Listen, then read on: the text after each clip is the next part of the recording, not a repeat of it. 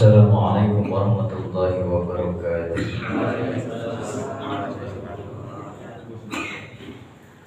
Alhamdulillah, alhamdulillahilladzi asra bi 'abdihi lailan minal masjidil haram ilal masjidil aqsa alladzi barakna hawlahu linuriyahu min ayatina innahu huwas sami'ul basir. Asyhadu an la ilaha illallah wahdahu la syarika lahu wa asyhadu anna sayyidana wa nabiyyana Muhammadan abduhu wa rasuluh alladzi la nabiyya ba'dahu. Allahumma shalli wa sallim wa barik wa karim wa 'azim ala sayyidina Muhammadin al-Mustafa wa ala alihi wa sahbihi ahli sidqi wal wafa. Amma ba'du, faqad qala Allah ta'ala fi kitabihil karim wa huwa asdaqul qailin. A'udzu billahi minasy syaithanir rajim. Bismillahirrahmanirrahim. Ya ayyuhalladzina amanu taqullaha wal tanzur nafsum ma qaddamat lighadin wattaqullaha innallaha khabirum bima ta'malun. ولا تكونوا كالذين نسوا الله فأنساهم أنفسهم أولئك هم الفاسقون. Hadirin jamaah sekalian rahimakumullah, terlebih dahulu mari kita senantiasa memanjatkan bersyukur kehadirat Allah yang atas limpah rahmat dan karunia daripada Allah Subhanahu wa taala. Alhamdulillah kita dapat hadir untuk bersyukur bermuajah dalam tempat yang senantiasa mudah-mudahan tempat membawakan keberkahan buat kita semua hingga sampai kepada ridha rahmat beserta maghfirah daripada Allah Subhanahu wa taala. Shalawat dan salam kita haturkan kepada baginda kita Rasulullah sallallahu alaihi wasallam yang tentunya besar harapan mudah-mudahan kelak di yaumil qiyamah nanti kita akan mendapatkan syafaatul uzma daripada baginda kita Rasulullah sallallahu alaihi wasallam. Hadirin kaum muslimin rahimakumullah, tanpa terasa bahwa hari ini kita sudah ada di hari kedua daripada bulan Rajab. Ini malam ketiga, hari kedua malam ketiga, yang itu artinya adalah hanya tinggal menunggu kurang lebih sekitar 2 bulan kita akan memasuki bulan Ramadan kembali.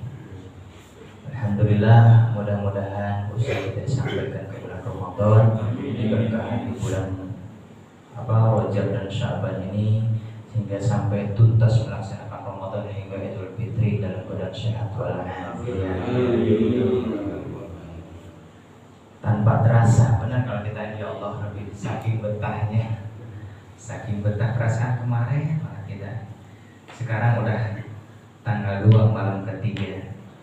Maka mudah-mudahan sekali lagi aktivitas kita dari mulai yang kecil hingga yang besar, baik itu urusan dunia maupun urusan akhirat, senantiasa ada dalam keberkahan daripada Allah Subhanahu wa taala, sehingga kita digolongkan sebagai orang-orang yang bertaat dan bertakwa kepada Allah Subhanahu wa taala.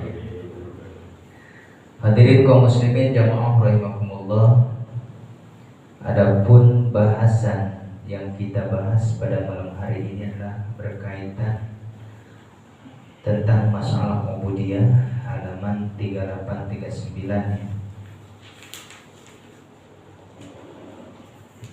Halaman 39 paling bawah, tentang masalah kewajiban pemimpin. Yang dimaksud pemimpin itu kita, diri kita, memimpin diri kita, memimpin keluarga, anak, istri, yang termasuk 38 sama 39 ya, paling bawah.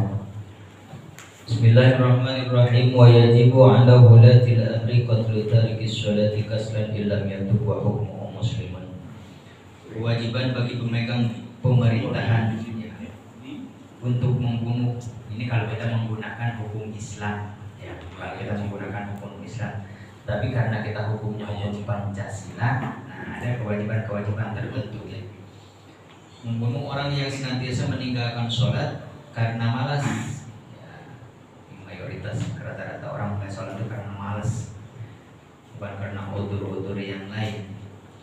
Jika tidak bertobat dan hukumnya itu adalah orang itu tetap muslim. Orang yang malas mengerjakan sholat itu mula-mula dipanggil oleh penguasa, oleh pemerintah ya, untuk dinasihati agar mengerjakan sholat dan diterangkan sanksinya bagi yang meninggalkan sholat itu sendiri. Kalau seandainya orang itu tetap masih membandel dan menolak untuk melaksanakan sholat ya, telah diberi tempo selama 2 waktu sholat antara waktu jamaah, maka pemerintah berhak untuk memberikan tindakan. Itu kalau kita menggunakan hukum Islam. Tapi karena kita dihukumnya Pancasila, masalah kewajiban tetap kewajiban, kita mengajak dan mengingatkan ya, tidak sampai mohon maaf Islam menggunakan samurai atau yang lainnya. Ini sekedar kita berkewajiban mengingatkan ya. Wa yajibu ala kulli muslimin amru ahlihi biha, dan kewajiban kita setiap orang muslim agar menyuruh keluarganya mengerjakan sholat, anak, istri, saudara, adik, kakak yang ikut tinggal terutama serumah dengan kita. Dari mulai kita ingatkan anak-anak mulai usia 7 tahun, kita ajarkan mereka untuk melaksanakan sholat.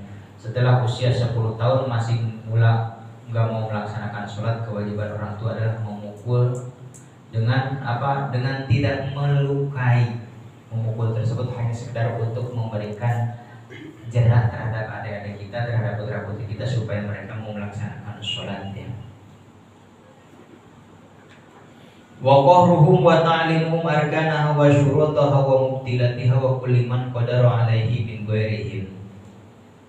Jadi sekali lagi kewajiban setiap muslim agar menyuruh keluarganya mengerjakan sholat dan berhak memaksanya bila membandel, dan memberikan pengajaran kepada mereka mengenai rukun sholat ya, syarat-syarat sholat, dan yang membatalkan juga kepada sholat.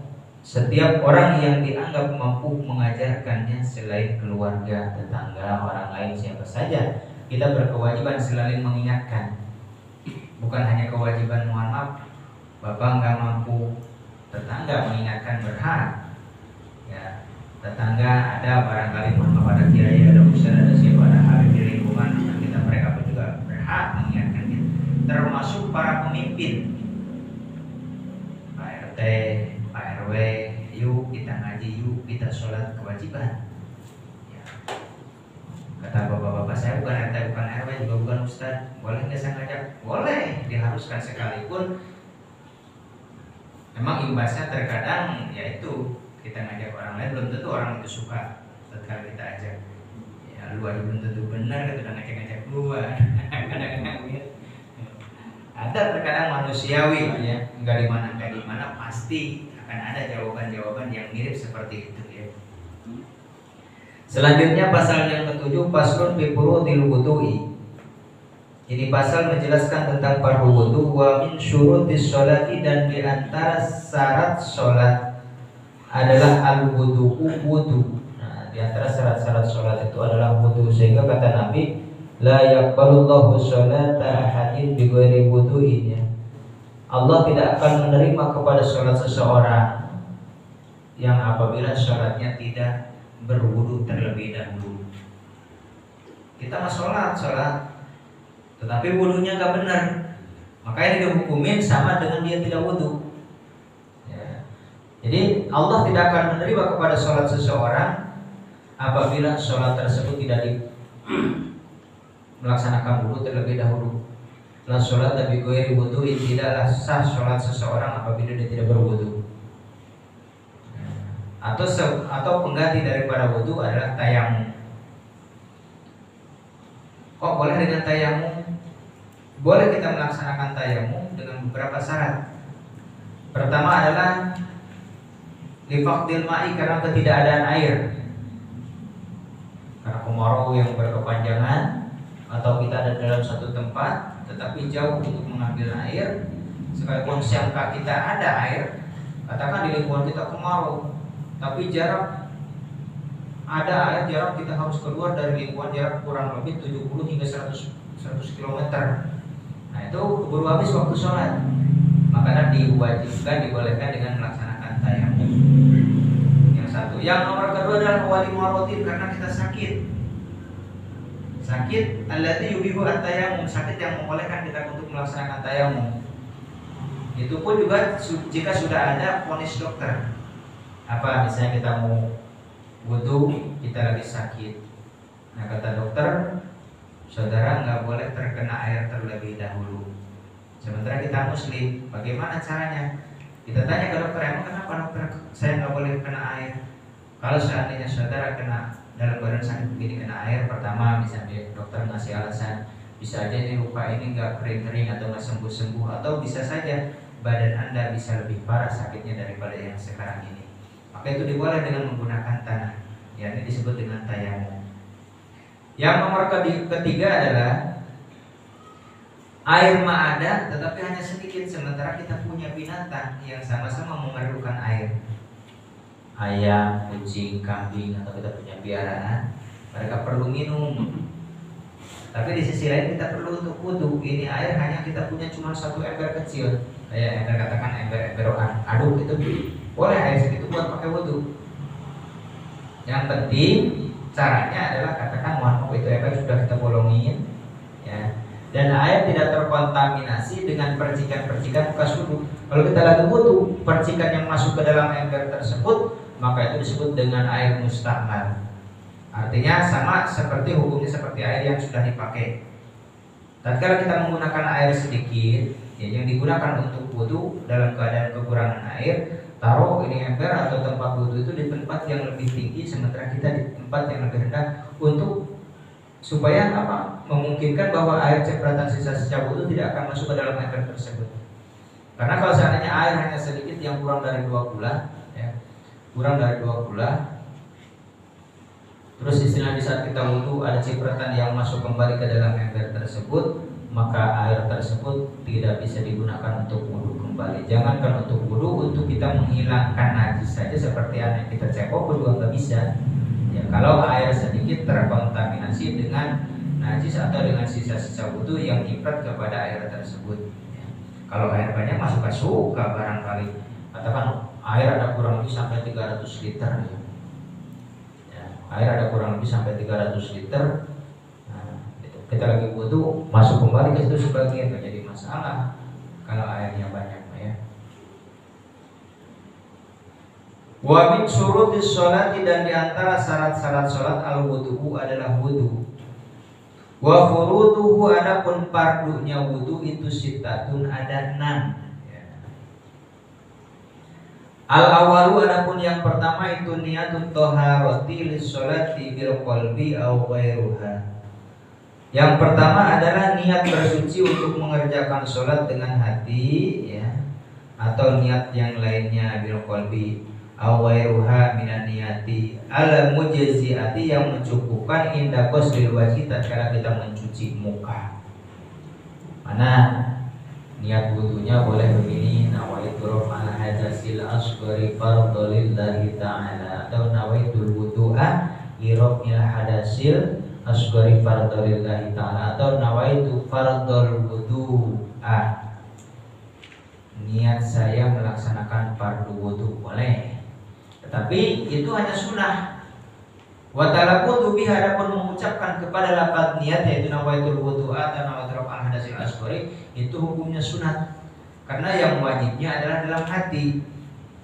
Mana begitu misalnya kita ngambil air dikocorkan dari selang atau dari keran. Misalnya katakan misalnya gini, air begitu kita buka, setelah kita kumur-kumur cuci tangan dan yang lainnya, istinsaq wal madmadah, ya istinsaq itu nyedot air ke hidung, madmadah adalah kumur-kumur dan membersihkan segala kotoran yang menghalangi untuk sampainya air ke kulit yang akan diwudukan tadi. Ya, baik itu cat atau kotoran yang ada di bawah kuku atau minyak, oli, lem dan yang lainnya, itu sebelum wudu kita wajib menghilangkan semuanya. Setelah itu semua selesai, kembali dengan wudu, bismillahirrahmanirrahim, nawaitul wudu'a. Di saat lisan kita mengucap nawaitul wudu'a, ya, di saat lisan kita mengucap nawaitul wudu'a, hati mau ngomong niat saya wudhu untuk menghilangkan hadas kecil fardu karena Allah Ta'ala. Bagaimana kalau nggak dibaca nawaitul wudhu nya nggak jadi masalah? Karena yang wajib adalah dalam hatinya ini. Ya. Ini misalnya Bismillahirrahmanirrahim langsung gini aja, hati yang bicara. Niat saya wudhu untuk menghilangkan hadas kecil fardu karena Allah Ta'ala. Ambil lagi karena sunnah itu adalah dengan autar, dengan ganjil hingga 3 kali. Bismillahirrahmanirrahim. Indah bosli awal juz'in, tatkala sampainya air kepada awal satu juz daripada muka, itu bisa kita niat. Boleh juga dibarengin, tatkala misalnya air ini ambil air Bismillahirrahmanirrahim nawaitul wudu'a. Di saat lisan mengucap nawaitul wudu'a, hatiku juga nyambung langsung. Niat saya wudhu untuk menghilangkan hadas kecil fardu karena Allah Ta'ala. Itu tidak boleh tidak. Lebih baik yang kita tinggalkan yang di lisan itu nawaitul wudu'a ketimbang kita meninggalkan yang dalam hati. Itu yang disebut dengan niat. An-niyatu fil qalbi, niat itu di dalam hati. Wa talaffuzu bil lafzi, niat adapun mengucapin kepada lafaz niat hukumnya adalah sunnah. Tapi kalau seandainya kita udah biasa ya mengucapkan lafaz niat dibarengi dengan itu nggak bisa kita tinggal. Kenapa? Perumpamaan usolli atau nawaitul wudu'a itu diibaratkan lauk pauk di saat kita makan. Niat yang kita ucapkan dalam hati itu diumpamakan nasinya, ya. Itu perumpamaan. Jadi yang pertama itu niatut thaharati, niat bersuci lissolati karena melaksanakan sholat, bil qalbi dengan hati awairuha minan niati dari berbagai macam niat, al mujazziati yang mencukupkan indah qasil wajhi di saat kita mencuci atau membasuh muka. Apa ya niat mereka semuanya? Mungkin lapatnya apa? Nawaitul wudu'a li rabbil hadasil asghari fardhu lillahi ta'ala. Kalau nggak hafal cukup yang dalam hati aja. Niat saya wudhu untuk menghilangkan hadas kecil fardu karena Allah Ta'ala. Emang hadas ada berapa? Tatkala kita berbicara hadas kecil, otomatis ada hadas besar. Apa yang disebut dengan hadas kecil? Adalah ma'aujaba al-wudu'a, segala sesuatu yang mewajibkan untuk melaksanakan wudu. Itu yang disebut dengan hadas kecil. Sementara yang disebut dengan hadas besar adalah ma'aujaba al-ghusla, segala sesuatu yang mewajibkan untuk melaksanakan mandi besar. Mana yang mewajibkan untuk wudu? Kayak kita keluar angin sebelum sholat, ya wajib wudu. Atau kita bersentuhan dengan istri, dengan orang perempuan yang bukan muhrim. Dalam artian yang bukan muhrim itu adalah perempuan yang boleh kita nikahi kapan saja, ya. Siapa mereka yang muhrim? Yang muhrim itu anak, nggak batal. Papa dengan anak perempuannya atau anak laki-laki dengan ibunya nggak batal. Termasuk kakek, nenek, kakak, adik, ya. Terus siapa lagi? Paman. Karena paman itu atau pakde itu baris orang tua. Jika orang tuanya meninggal, anak orang tuanya meninggal, maka adalah pengganti orang tua itu pakdenya atau padenya, bule atau budenya, ya. Nah itu. Tetapi yang disebut dengan bukan muhrim itu siapa? Mereka yang sah untuk dinikahi oleh seseorang adalah saudara sepupu. Itu boleh nikah. Katakan misalnya kita punya anak dua, antara laki-laki dengan perempuan, dua-duanya punya anak. Nah anak si A dengan si B, dari kedua-duanya anak kita. Yang satu si A, yang satu si B. Kedua-duanya punya anak, yang satu punya anak perempuan, yang satu punya anak laki-laki. Tatkala mereka sudah dewasa, dua-duanya boleh nikah, walaupun kelihatannya saudara. Ya. Yang tidak boleh kita nikahi siapa? Adik, kakak, terus anaknya kakak kita atau anaknya adik kita, ponakan balik ponakan, ya. Itu nggak boleh. Tapi kalau saudara sepupu boleh. Memang dalam hitungan pernikahan itu agak, kalau kita lihat ke situ agak sedikit belok susah. Makanya jangan sampai salah, ntar ponakan kita Mentang-mentang kita naksir, dia naksir, nah, ya bukan. Tetapi kalau seandainya orang lain, tetangga, tetapi tetangga pun juga ada yang nggak boleh kita kawinin. Disebut dengan saudara satu susuan. Mana? Misalnya istri kita lagi punya bayi, tetangga lagi punya bayi. Kebetulan anak kita laki-laki, anak dia perempuan. Suatu saat itu anak tetangga itu nitipin anak sama kita, nitip anaknya mau kemana? Mau ke warung atau ke pasar? Ya. Di saat dititipin di kita, anaknya nangis tanpa ditinggalkan susu formula misalnya. Kita aja istilahnya kita susuin sehingga anak mau dengan susu istri kita misalnya. Sambil istri kita pun menyusuin anaknya sendiri. Tatkala mereka nanti sudah dewasa, ini kedua-duanya tidak boleh nikah. Walaupun itu adalah awal mulanya adalah orang lain, karena disebut dengan saudara persusuan satu susu, maka tidak boleh tatkala mereka dewasa nikah walaupun dalam hakikatnya adalah orang lain. Tetapi karena terikat dengan satu susuan, ya, pernah nyusu dengan istri kita bareng dengan anak kita, maka tatkala mereka sudah dewasa sekalipun saling senang satu dengan yang lainnya, maka tidak boleh masuk sampai ke masuk jenjang pernikahan. Jadi yang nomor kedua adalah ghuslul wajhi jami'ihi. Jadi yang pertama niat, yang nomor kedua membasuh seluruh muka. Dari mana yang disitu dengan muka? Mimmana bitisya'ri roksi, dari awal tempat tumbuhnya rambut yang ada di kepala. Supaya kepala saya melebar, Ustaz, kebetulan dengan doang rambutnya, muka saya sampai ke atas. Yang nggak ada yang begitu. Sekalipun ininya lebar, tetapi yang dihitung mah di awal, di saat dia dulu lagi muda tumbuh rambutnya di mana. Tetapi yang dihitung adalah dari dahi, dari jidat. Mimmana binti syari rosi, dari awal tumbuhnya rambut ila dakon, hingga ke bawah dagu. Ke sini. Jadi jangan cuma tengahnya doang kalau kita cuci muka. Tetap harus sampai ke bawah. Dari sampingnya mana? Wa minal uduni ilal uduni, dari kuping hingga kuping, nih dari sini nih. Pentilan kuping kiri kanan.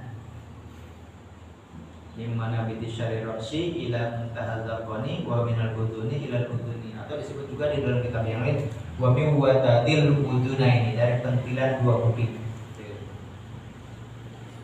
Sya'ron wa basyaron, rambut yang ada di muka tersebut, wa basyaron, dan kulitnya.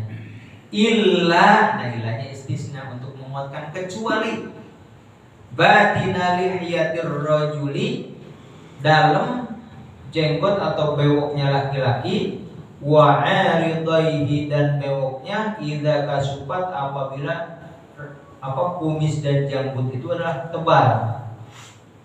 Kayak orang-orang Timur Tengah kan rata-rata itu bewok itu satu kayak sekarang tahun segini nih, kumisnya juga tebal, sehingga kalau bicara itu antara mulut dengan mulut atau apa, bibir atas dengan bibir bawah nggak kelihatan, yang kelihatan cuma rambutnya doang goyang. Nah yang begitu mah bagaimana kalau untuk orang-orang seperti itu? Kalau tebal sampai kelihatan warna kulit, yang dicuci boleh hanya luaran rambutnya saja. Rambut ini maksudnya kumis kayak janggut atau ini aridoh ya, boleh itu di luar dicuci luarnya saja. Tetapi kalau ada janggut, ada kumis, ada ini nih jambang, tetapi tipis masih kelihatan warna kulit, itu mau wajib hingga ke dalam-dalam, jadi di satu itu dikit. Tapi jangan udah begitu jadi panjang begini lagi sholat mainnya begitu. Itu timbul jadi batal sholat karena kebiasaan. Kita ini sholat ada gini, lagi sholat ini belum. Benar dah. Coba di mana-mana kalau kita lihat, jangan dimainin. Bagus emang kita melihara begini kalau emang ada. Ya.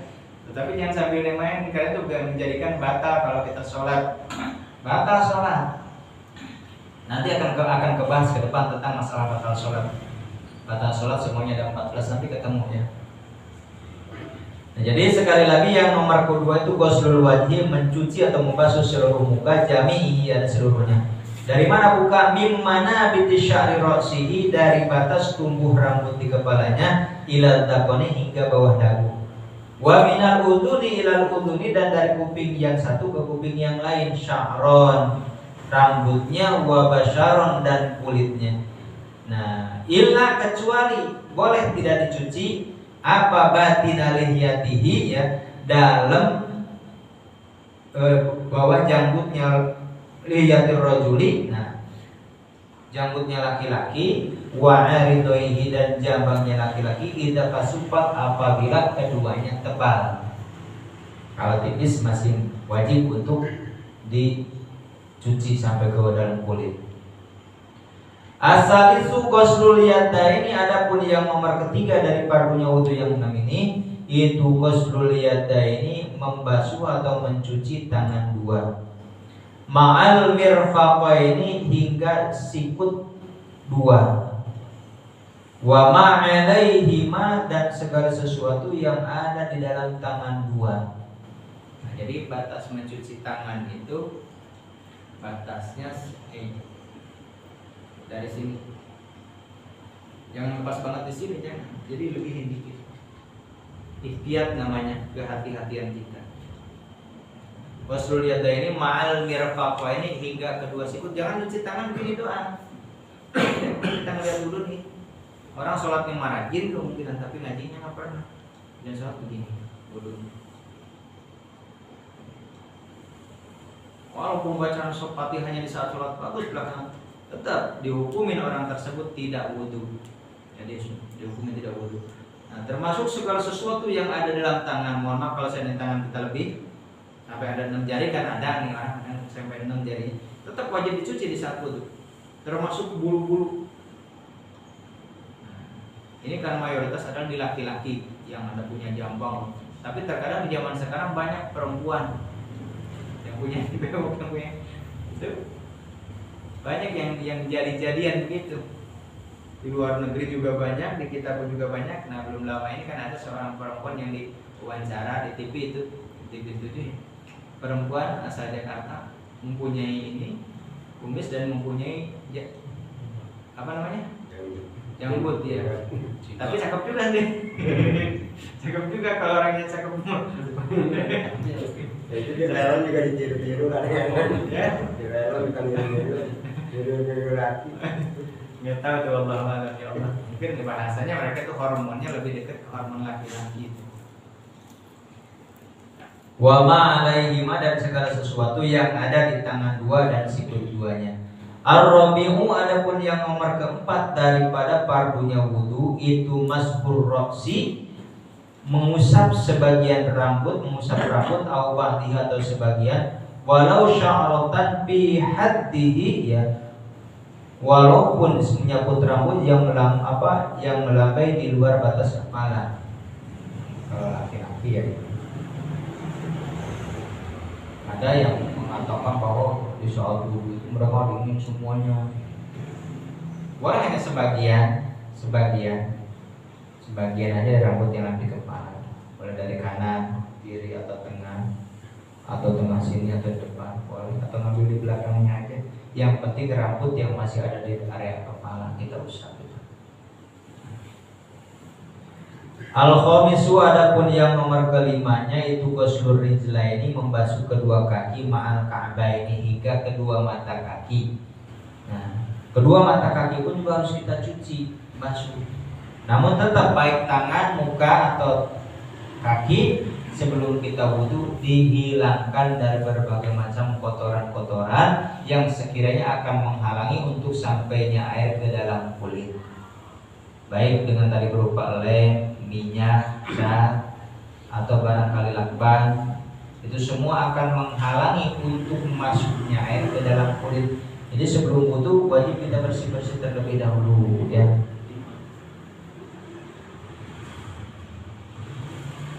Jadi al-khamisu, adapun yang nomor kelimanya, itu ghuslur rijlaini, membasuh kedua kaki, ma'al ka'baini, beserta kedua mata kakinya. Au masul khuffi idza kamulat syurutuhu, atau membasuh menyapu huk sepatu apabila persyaratannya menggunakan huk tersebut lengkap. Kalau kakinya putus di atas mata kakinya, tidak wajib mencucinya.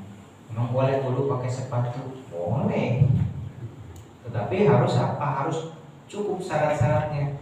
Nanti di kajian kita berikutnya dalam kitab Fathul Muin atau Fathul Qorib ada itu cara-cara wudhu menggunakan sepatu. Di sini belum kita jelaskan. Nanti insya Allah nanti kita jelaskan, mudah-mudahan kita sehat, panjang umur, dan kita diberikan kesempatan untuk hadir ya. Kalau jelasin sekarang besok nggak ngaji lagi. Nanti pada episode berikutnya. Nanti jelasin sekarang, besok pulang kan repot. Ya alhamdulillah. Asadisu adapun yang nomor ke-6 itu at-tartibu, tertib hakada, demikian sudah tuntas tentang membicarakan fardu wudu. Jadi yang nomor ke-6 itu tertib, dalam artian tertib itu berurutan dari niat dulu dibarengkan dengan membasuh muka, terus membasuh kedua tangan hingga kedua sikutnya, mengusap sebagian rambut yang ada di kepala, ya, terus kaki, selesai. Bagaimana dengan kuping? Hukumnya sunnah. Bagaimana dengan pundak? Di kitab nggak ada. Nggak tahu dari mana itu mah. Ya. Bahkan kalau seandainya kita mau dikomplitkan dengan niatnya, misalnya mohon maaf bisa kita mencuci muka nih. Allahumma inni as'aluka al-yumna wal barakata wal ma'unata wal karamah. Di saat kita mencuci tangan, membasuh apa, mencuci sebelum wudu. Terus di saat apa? Di saat kita mencuci mulut, ini hidung, Allahumma arifni raihatal jannata. Di saat kita kumur-kumur, Allahumma a'inni ala dzikrika wa husnika wa husni ibadati. Baru nanti begitu nawaitul wudu'a li rabbil hadasil aswari pada lantas sambil kita mencuci muka, Allahumma bajid wajhi yawma tabyadu wujuhu awliyaika wa la tusawwi wajhi yawma taswadu wujuhika. Dalam artian, ya Allah, putihkan mukaku kelak di hari kiamat, di saat Kau putihkan mukanya para kekasih Kau. Allahumma bajid wajhi wa la tusawwi, jangan Kau hitamkan mukaku yauma taswaddu wujuhu a'daika, nanti di saat muka para musuh-musuh kau hitamkan semuanya. Karena nanti akan ada burran muhajjalin min asari wudu, akan ada sekelompok orang yang mukanya bersinar dari bekas-bekas wudu, ya, min asari wudu, dari bekas-bekas melaksanakan wudu. Bahasanya burran muhajjalin, sekelompok orang yang mukanya menyinar bersinar seperti bulan purnama, terang, sehingga orang-orang di sekelilingnya pada keheranan, siapakah mereka? Hum min ahlil wudu, mereka adalah dari ahli-ahli wudu. Maka yang baik-baik wudunya nggak usah buru-buru.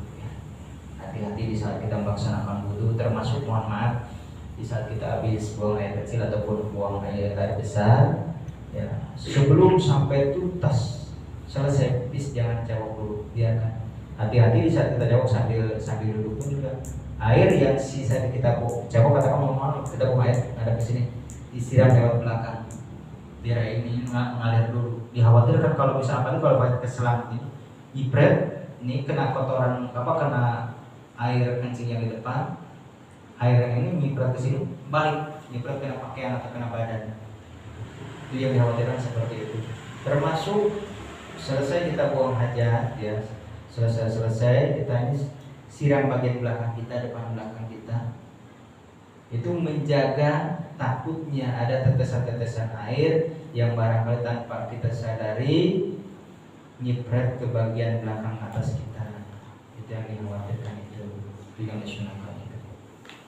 Setelah itu mencuci kedua tangan, ada doanya, boleh dibaca boleh enggak. Allahumma atini kitabi biyamini wa hasibni hisaban yasira. Cuci tangan kanan, Allahumma atini kitabi biyamini, ya Allah, semoga Engkau memberikan kitabku nanti di hari kiamat. Atini kitabi biyamini, dengan tangan yang kanan. Wa hasibni hisaban yasira, dan berikanlah aku hisaban dengan hisaban yang sangat mudah. Tatkala tangan kiri, Allahumma la tutini kita bishimali aw biwaraqi dhahri. Ya Allah, jangan kau berikan kitabku catatanku nanti di hari kiamat dengan tangan sebelah kiri atau dari belakang. Ya, sering kalau kita begini nih, ngasih kepada orang nih, ambil. Nah, kan gak enak rasanya. Jadi tetap lebih enak itu diinikan dengan tangan kanan biar bagaimanapun juga. Wa hasibni hisaban yasira, dan berikan aku dengan hisaban timbangan yang sangat mudah. Kayaknya nggak 101 orang bukan? Ya, Nggak ada 101 orang begitu. ya itu barangkali kalau dibaca boleh ya. Ya. Setelah itu rambut ya. Bismillahirrahmanirrahim. Allahumma harim sya'ri wa basyari alana. Ya Allah, semoga Engkau mengharamkan rambut dan kulitku daripada api neraka. Setelah itu loncat ke kaki yang kanan. Allahumma sabbit qadami ala sirati ma'a aqdami ibadikas sholihin. Ya Allah, tetapkan kakiku dalam jembatan di saat melewati jembatan Siratal Mustaqim. Allahumma sabbit qadami ala sirati, di atas jembatan ma'aqdami ibadikas sholihin, berbarengan dengan telapak kakinya orang-orang yang hamba-hambamu yang sholih. Kaki yang kiri, Allahumma la tazilu qadami ala sirati. Ya Allah, jangan kau plesetkan kakiku di atas jembatan Siratal Mustaqim ma'a ibadika munafikin wal kafirin, berbarengan dengan kakinya orang-orang munafik dan orang-orang kafir. Itu permohonan kita kepada Allah, itu mah dibaca boleh, ya nggak dibaca juga ya nggak apa-apa. Ya, karena sifatnya itu mah sunnah ya. Nah, sunnah. Setelah itu sunat selesai wudu, menengadah ke sebelah kiblat sambil mengadakan tangan, asyhadu an la ilaha illallah wa asyhadu anna muhammadar rasulullah. Alhamdulillah, Allahumma ij'alni minat tawwabin wa ij'alni minal mutatahhirin wa ij'alni min ibadikas sholihin. Nah, kalau ada kesempatan, ada waktu, luangkan waktu paling minim 3 balik baca inna anzalna setelah baca asyhadu an la ilaha illallah fi lailatul qadri wa akhirul kamal 3 kali. Tapi kelamaan barangkali ya, kalau nggak sempat ya minimal doanya tadi itu ada. Jadi asyhadu an la ilaha illallah wa asyhadu anna muhammadar rasulullah. Allahumma ij'alni minat tawwabin. Ya Allah, semoga Kau menjadikan kepadaku termasuk golongan orang-orang yang bertobat. Waj'alni minal mutatahhirin, dan jadikan aku dari golongan orang-orang yang selalu bersuci. Waj'alni min ibadikas sholihin, dan jadikan aku dari golongan orang-orang hamba-hambamu yang soleh. Itu kalau mau dibaca, enggak juga nggak apa-apa. Selesai wudu ucapan alhamdulillahirabbil alamin. Yang utamanya yang wajib yaitu niat serta membasuh muka, membasuh kedua tangan sampai sikutnya, mengusap sebagian rambut yang ada di kepala, membasuh kedua kaki hingga mata kakinya, dan juga tertib atau berurutan, tidak ngacak, tidak tangan dulu baru kaki, baru muka, baru rambut, itu kan ngacak, itu nggak tertib. Untuk bahasan yang akan datang adalah tentang hal yang membatalkan kepada wudu. Jadi hari ini kita bahas yang fardunya wudu.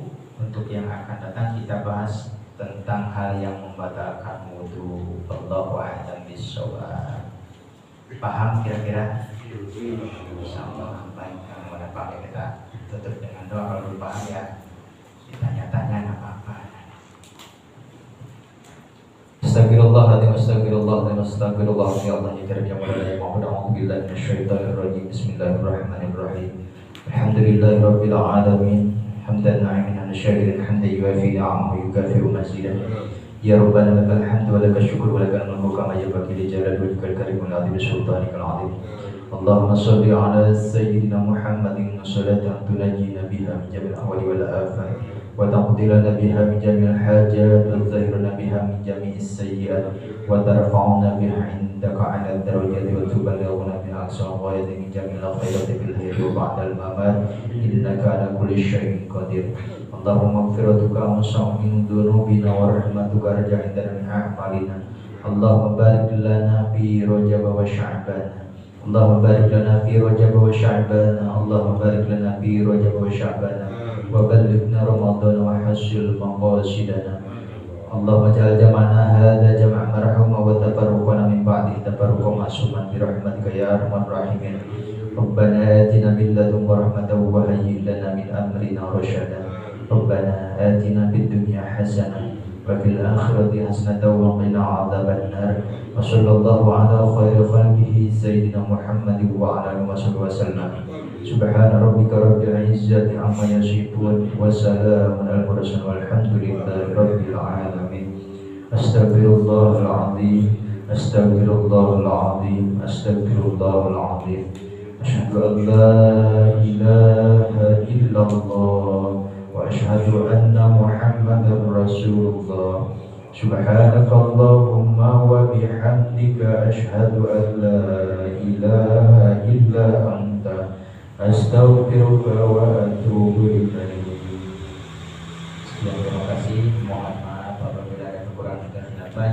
Yang baik datangnya adalah dari Al-Quran dan hadis, yang salah itu adalah mutlak daripada kekhilafan dan kebodohan lisan saya pribadi. Dan Allah wa ikum ajma'in. Wassalamualaikum warahmatullahi wabarakatuh. Waalaikumsalam.